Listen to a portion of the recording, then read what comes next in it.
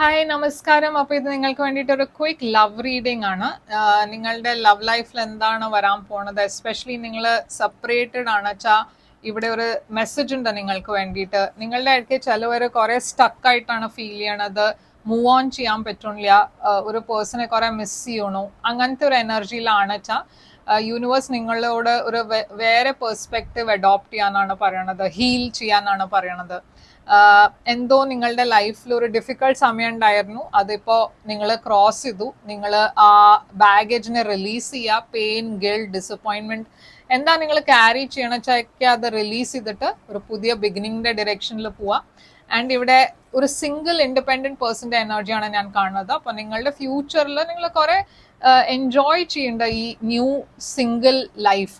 കുറെ ആൾക്കാർ ഓപ്ഷൻസ് ആയിട്ട് ഡേറ്റിംഗ് ഓപ്ഷൻസ് ഉണ്ടാവും, പക്ഷെ ഇത് നല്ല ഒരു ഇൻഡിപെൻഡന്റ് പേഴ്സന്റെ എനർജിയാണ്. അപ്പോൾ